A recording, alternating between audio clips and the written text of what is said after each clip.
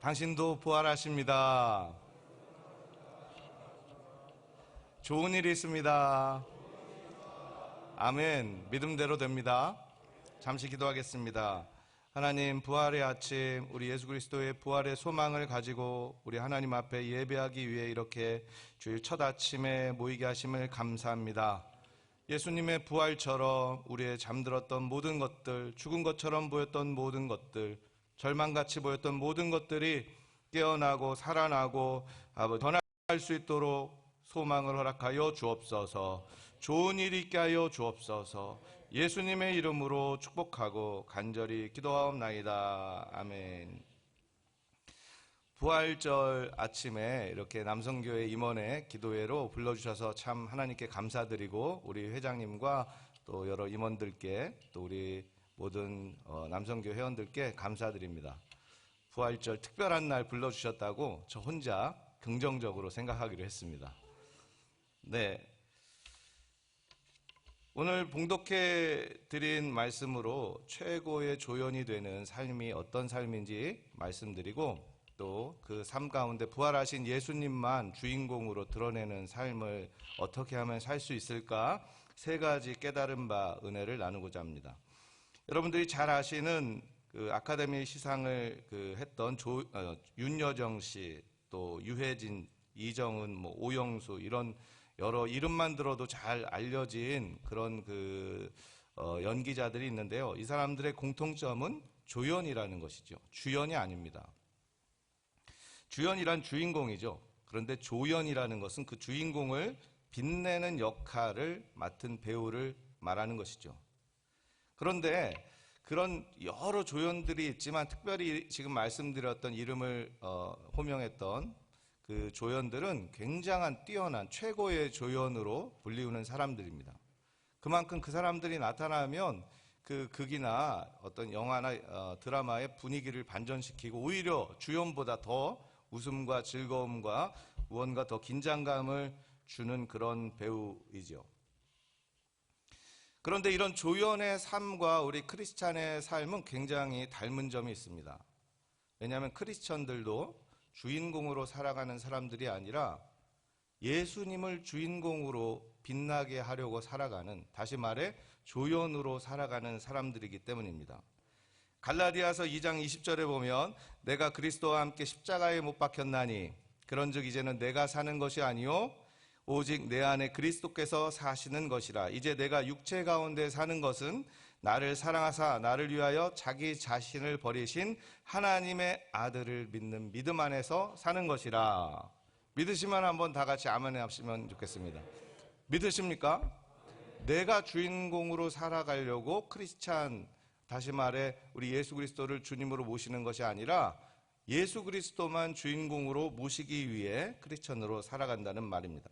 철저히 내 삶에 그리스도가 나타나시고 부활하신 그리스도가 내 삶에 드러나시도록 살아가는, 철저히 조연으로 살아가는 사람들이 바로 저와 여러분이신 줄 믿으시면 아멘 하시기 바랍니다. 세례 요한, 오늘 봉독해드린 본문에서 얘기하고 있는 세례 요한은 그 조연 중에 최고, 단연컨대 최고의 조연이었습니다. 오늘 본문은 주의 천사가 사가랴에게 세례 요한의 탄생을 예고하는 장면입니다. 특별히 이 세례 요한은 예수님이 세례 요한을 칭찬하면서 가르치기를, 여자에게서 난 자 중에 이보다 더 큰 이가 없다고 할 정도로 극찬을 받은 인물이에요. 세례 요한은 다 아시다시피 예수님 이전에 광야로 나가서 석청과 야생꿀과 메뚜기를 음식으로 삼고, 그 광야에서 주님이 오실 길을 예비하시기 위해 그 예수님의 하나님의 아들 메시아의 탄생을 많은 이스라엘 사람들에게 예언하고, 또 그들의 죄를 회개하라고 촉구하는 그런 굉장히 존경받고 또 굉장히 그 당시에 유명했던 예언자였어요. 특별히 15절부터 17절까지는 이 세례 요한의 이제 태어날 예언을 천사가 전하면서 세례 요한의 특징 세 가지를 말하고 있는데, 그 세 가지가 바로 우리 크리스찬들에게 그리스도를 위한 조연으로 살아가는데 어떤 것이 필요한 것인가, 어떤 점이 이 세례 요한을 최고의 조연으로 만들었는지 잘 핵심적으로 설명하고 있는 내용입니다. 오늘 저는 그 세 가지를 살펴보고자 하는 것입니다. 첫 번째, 한번 다 같이 따라해 주시겠습니까? 주님 앞에서 큰 자. 주님 앞에서 큰 자가 됩시다. 조연으로 살아가야 하는데 주님 앞에서 큰 자가 되자니 저게 무슨 궤변인가 이렇게 생각할 수 있는데, 주님 앞에서라는 그 원래 그 헬라어는 그 보다라는 말과 연관된 어근을 가지고 있어요. 여러분들 안경 쓸 때, 안경할 때 옵티칼 뭐 이렇게 쓰지 않습니까? 그 OP라는 말에 어근이 들어있는데 보다라는 말이에요. 주님 앞에서라는 말은 보다라는 말과 연관된 단어예요. 그러니까 다시 말해서 정확하게 그 설명을 하자면, 주님 앞에서 큰 자라는 말은 주님이 보시기에 큰 자입니다. 사람이 볼 때 큰 자가 아니라 주님이 보시기에 큰 자가 되어야 합니다. 이것이 바로 크리스천으로 예수님만 주인공으로 모시는 첫 번째 비결이에요. 하나님 보시기에 큰 자라는 것은 굉장히 중요합니다. 왜냐하면 하나님의 기준과 사람의 기준이 뭐 비슷한 점도 있지만 굉장히 다른 경우가 많기 때문이에요. 어쩔 때 우리가 볼 때는 굉장히 큰 자처럼 보이지만 하나님 보시기에는 큰 자가 아닐 수가 있다는 것입니다. 굉장히 무서운 말이죠. 저 자신에게도 이 말을 생각할 때 굉장히 하나님 앞에 겸손해질 수밖에 없습니다. 마태복음 18장 4절에 보면 그 큰 자, 하나님 앞에서 큰 자가 누구인지 여러 그 성경에 나타난 그 말씀들이 있는데, 마태복음 18장 4절에 아주 잘 말씀해 주고 있습니다. 그러므로 누구든지 이 아이와 같이 자기를 낮추는 사람이 천국에서 큰 자니라. 하나님 앞에서 큰 자, 하나님 보시기에 큰 자라는 것은 자기를 낮추는 사람을 말합니다. 대부분 자기를 낮춘 삶 살아가고 계시는 것처럼 보여요. 그렇죠? 저도 그렇고, 제가 성도들이 오는데 김 권사 와서, 김 장로 와서 뭐 제가 그러겠어요? 권사님 오셨습니까? 장로님 오셨습니까? 아주 겸손한 사람처럼 보이죠?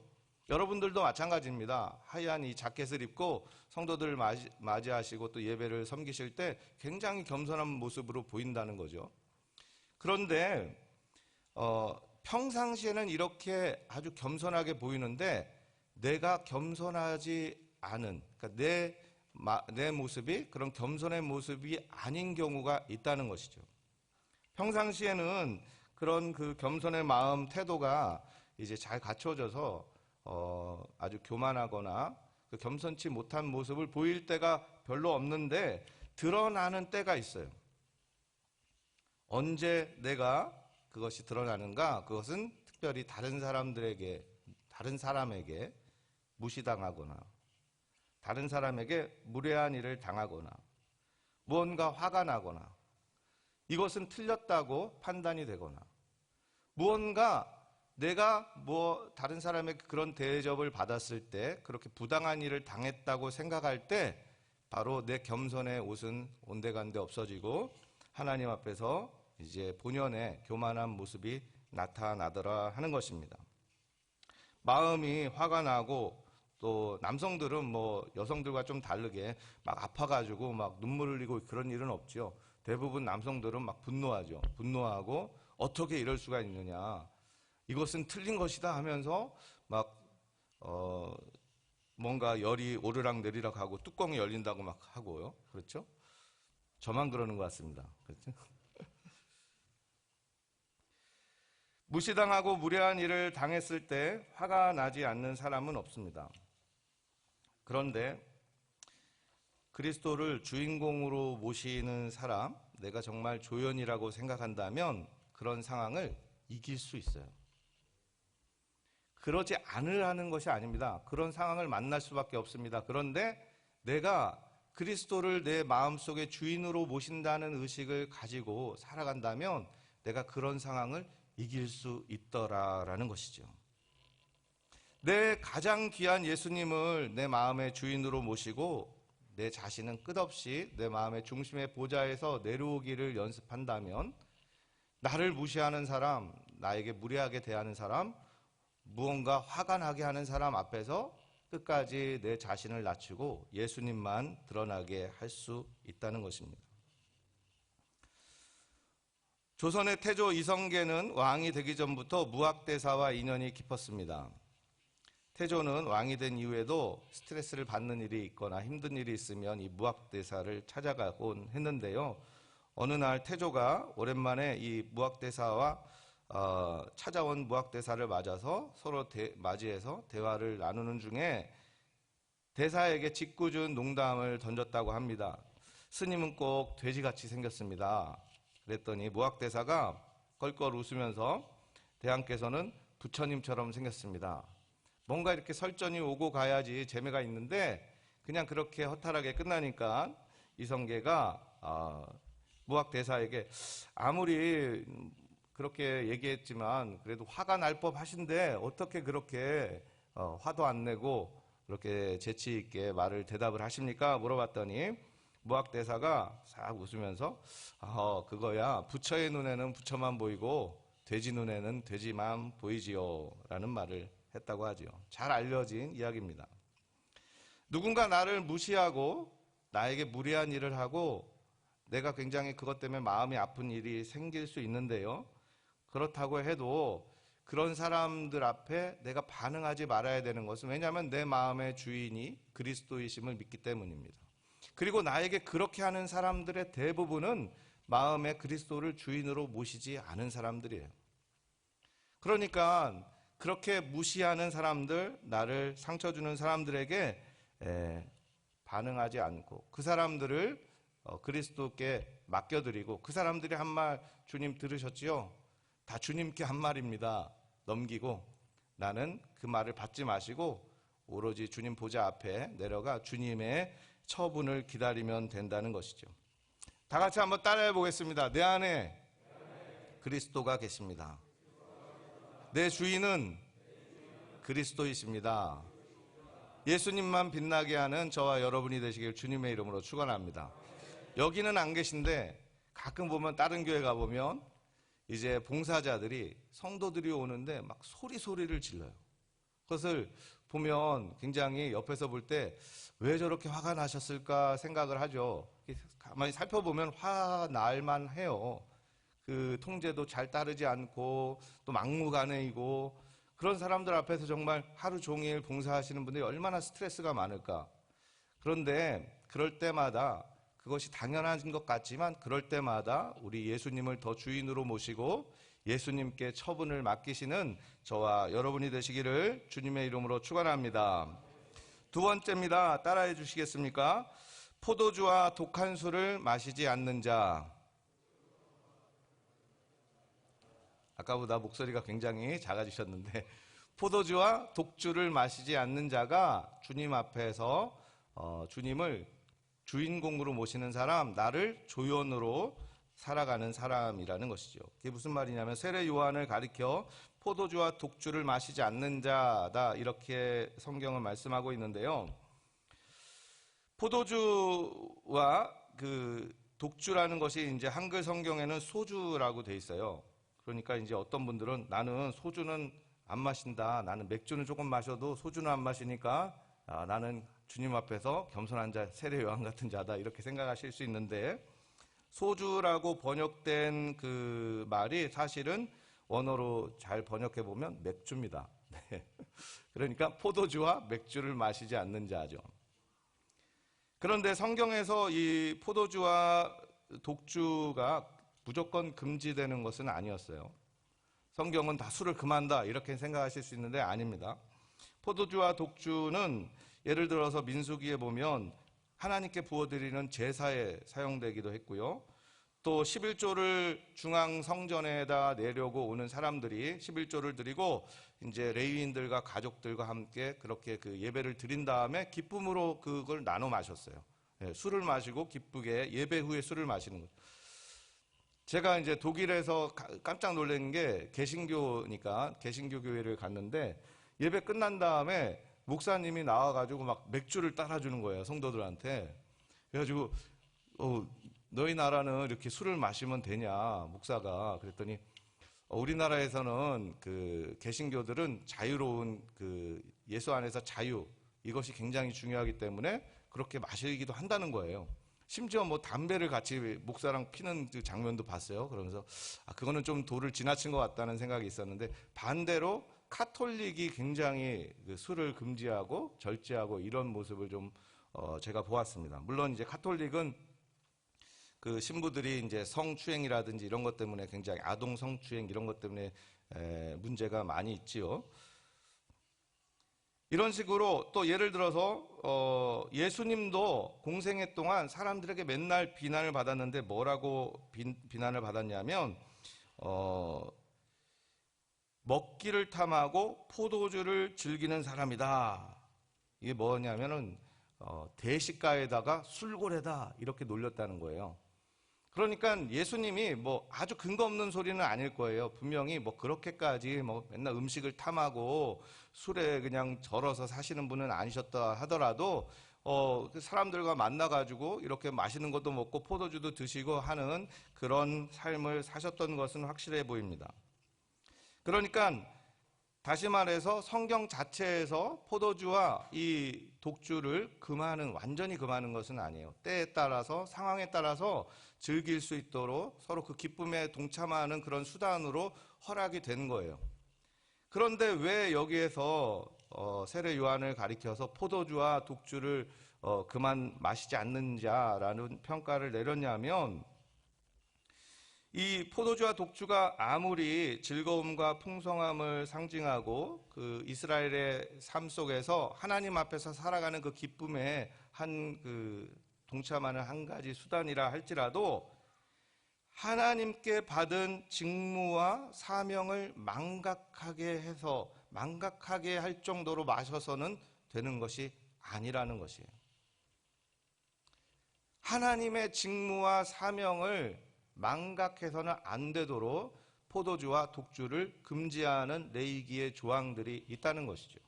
무조건 절대 너희들은 하나님을 섬기는 사람들이니까 이 술을 금지해라, 이게 아니라 하나님을 섬기는데 그 직무를 잊어버리고 망각하고 망령되게 행하지 않도록 그 선에서 금지를 시키고 있다는 것이죠. 포도주와 독주, 맥주, 지금 술에만 해당되는 것이 아니에요.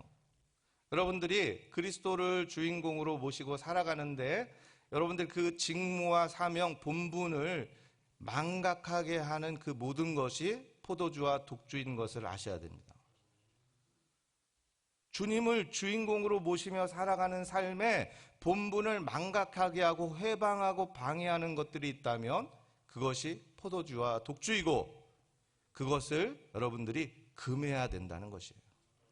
무엇입니까? 도대체 무엇이 내가 예수님을 섬기는데 방해꾼으로 나타납니까? 다듬어지지 않은 내 인격일 수도 있고요. 또 어떠한 그 물질에 대한 탐욕일 수도 있습니다. 또 여러 가지 우리 또 특별히 남성들이니까 정욕일 수도 있고요. 여러 가지 예수님을 주인공으로 모시는데 방해가 되는, 망각하게 하는 그것들이 있다면 이 시간에 여러분들 다 내려놓고 오로지 그리스도만 섬기는데 집중하며 살아가는 저와 여러분이 되시기를 주님의 이름으로 축원합니다. 그것이 무엇인지, 그리스도를 모시는 삶이 무엇인지 명확하게 알려면 도대체 내 역할이 무엇인지를 선명하게 알아야 됩니다. 저 같은 경우는 예를 들어서 대교구장이지만 대교구장이 교구장들을 호령하거나 무엇을 일을 만들어내거나 이것이 저의 본분이 아니라고 저는 생각합니다. 저는 성도들을 섬기는 것이 저의 본분이라고 생각하고, 또 믿지 않는 사람들에게 말씀을 전하고, 그래서 그 말씀 가운데 귀가 열려서 그리스도를 발견하고 그리스도를 받아들이게 전도하는 것이 저의 사명이라고 생각합니다. 여러분들의 사명은 무엇인지 한번 곰곰이 생각해 보십시오. 남성교회 회장으로, 또 임원으로, 또 여러 가지 봉사하는 담당으로서 내 사명이 무엇인가? 그 자리에 있는 것이 내 사명인가? 아니면 그것보다 더 본질적인 무엇이 있는가?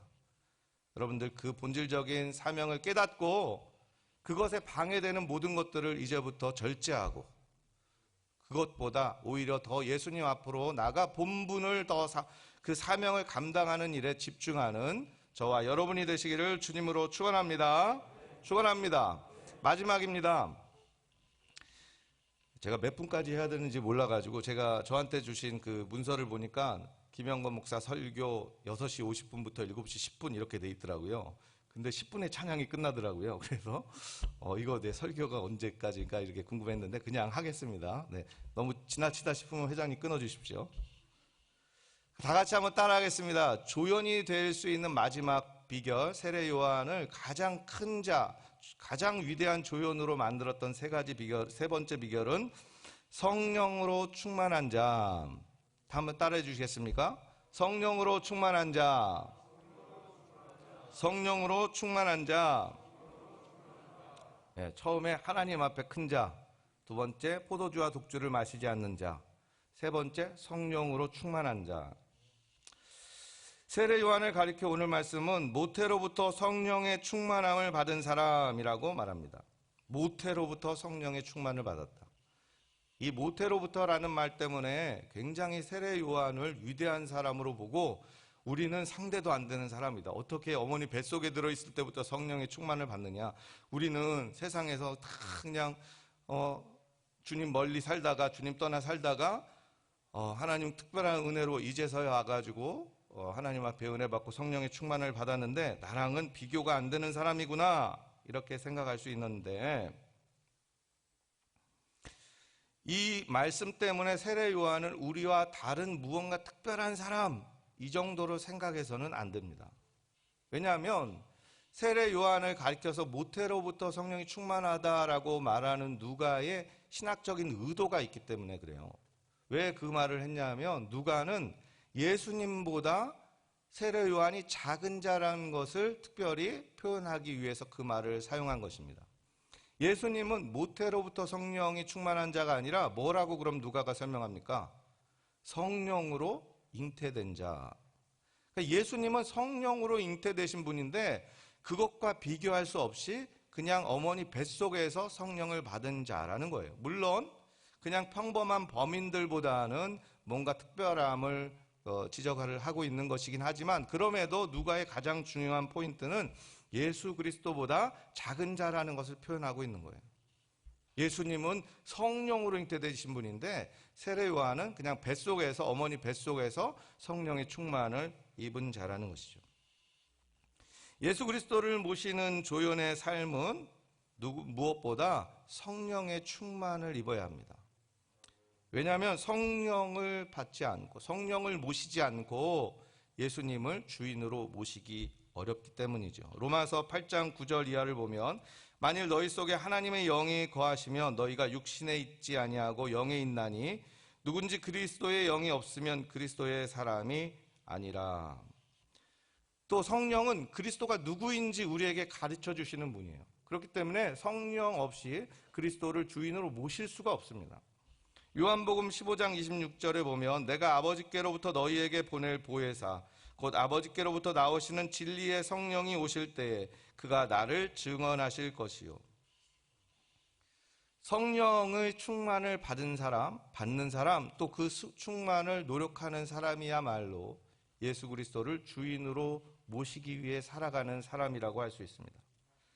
성령의 충만을 입지 않고는 그리스도를 주인으로 모실 수도 없고 그리스도가 누구인지 우리를 바라보게 할 수도 없기 때문이라는 것이죠. 그렇다면 여러분들 성령의 충만을 애쓰는 삶이 과연 무엇입니까? 성령의 충만을 애쓰는 삶이 무엇입니까? 그것은 굳이 이야기하지 않아도 여러분들이 잘 알고 있습니다. 특별히 우리 여의도 순복음교회 남성교회는 성령의 충만하면 딱 떠오르는 대표적인 그 명사처럼 저의 마음에 각인이 되어 있습니다. 예전에 그 여의도 성령의 불길로 뜨거웠던 그 시절에 남성교회 하면 특별히 여러 가지가 있었는데 저는 그 남성교회의 뜨거운 기도가 잊혀지지 않습니다. 여러분들 기도를 회복하시기 바랍니다. 준비 찬양할 때 오늘 끝나고 기도를 딱 하는데 그 시간을 더 늘려서 찬양을 좀 더 줄이고 기도에 힘쓰는 여러분들. 내가 지금 충격적인 말을 들었어요. 어느 분한테, 어느 남성분인데 직위는 말하지 않겠습니다. 아유, 어떻게 기도 많이 하십니까? 물어봤더니, 아유, 목사님 기도할 시간이 어디 있어요? 충격을 받았어요. 기도할 시간이 없구나. 일 때문에, 봉사 때문에, 섬기는 것 때문에 기도할 시간이 없구나. 그런데 그 순간, 제가 실망한 그 순간에 곧바로 성령이 저한테 말씀하시는 거예요. 너나 잘해라. 근데 제 모습을 보니까 저도 마찬가지더라고요. 사역이다, 뭐다, 바쁘다 해가지고 뭐 교구까지 맡으니까 바빠가지고 기도 시간이 더 주는 거예요. 그래서 하나님 앞에 회개했습니다. 여러분들, 성령의 충만을 받으려면 기도 외에는 다른 이유가 없는 것으로 저는 믿습니다. 물론 말씀도 중요하죠. 말씀을 읽어야, 그런데 기도가 아주 오래 뜨겁게 할 수 있으니까. 여러분들, 말씀을 읽는 이유는 하나님과 더 교제하기 위해서, 그냥 단순히 내 귀만 즐겁게 하기 위함이 아니라 하나님께 더 나아가는 아주 귀한 그 통로가 되기 때문이지요. 기도하기 위한 통로가 되기 때문이라는 것이에요. 여러분들, 말씀도 이렇게 그 예배 때 말씀이 좋으면 어떻게 돼요? 기도가 뜨거워집니다. 근데 말씀이 그냥 무슨 말인지도 모르고 그러면은 기도가 그냥 물에 물 탄 듯, 술에 술 탄 듯 그렇게 되는 것을 많이 여러분들이 경험하셨을 거예요. 말씀을 읽는 이유도 내가 하나님 앞에 더 나아가기 위함이요, 더 기도하기 위함인 것을 믿으시기 바라고, 앞으로 기도를 회복하고, 지금도 열심히 기도하시는 분들이 많은 것을 제가 알지만 앞으로 더 뜨겁게 기도하고, 그래서 성령의 충만을 힘입고, 그래야 예수님을 깨달아 알고 예수님만 바라보고 예수님을 내 삶의 주인공으로 모셔드리는 저와 여러분이 되시기를 주님의 이름으로 축원합니다. 세 가지 오늘 주연이 아니라 조연이 되는 비결을 말씀드렸어요. 첫 번째, 하나님 보시기에 큰 자가 되십시오. 겸손한 사람이 되십시오. 두 번째, 포도주와 독주를 금하십시오. 술 드시지 말라는 것이 아니라 즐기시되 그것이 하나님의 직무와 사명에 방해가 되지 않게 하라는 것입니다. 어디 술뿐이겠습니까? 내가 가진 모든 것, 내가 누릴 수 있는 모든 것이 하나님을 섬기는데 회방이 되고 방해꾼으로 나타나지 않게 하십시오. 마지막 세 번째입니다. 성령의 충만함을 힘입으십시오. 성령이 아니고선 예수님을 알 수가 없습니다. 기도에 힘쓰시고 기도에 진심이 되시는 저와 여러분이 되시기를 주님의 이름으로 축원합니다. 기도하겠습니다. 하나님, 감사합니다. 우리는 예수님, 부활하신 그 예수님만 주인공으로 모시는 사람들입니다. 내 삶에 부활하신 예수님을 드러내기 원하고 그 예수님이 영광받기 원하여 살아가는 사람들인데, 되돌아보니 내가 주인공이 되려 하고 내가 하나님 그 보좌에 앉으려 했던 것을 깨닫습니다. 용서하여 주시고 이 부활하신 예수님 오늘 부활의 아침을 맞이하여 다시 한번 우리가 그리스도만 모시는 조연으로 살아갈 수 있도록 주여 은혜를 더하여 주옵소서. 어떠한 상황에서도 예수님만 빛나고 예수님만 드러내는 사람 되게 하셔서 우리 하나님 앞에 큰 자라고 칭찬받는 저와 우리 모든 남성교회 회원들 될 수 있도록 주님 축복하여 주옵소서. 예수님의 이름으로 간절히 기도하옵나이다. 아멘.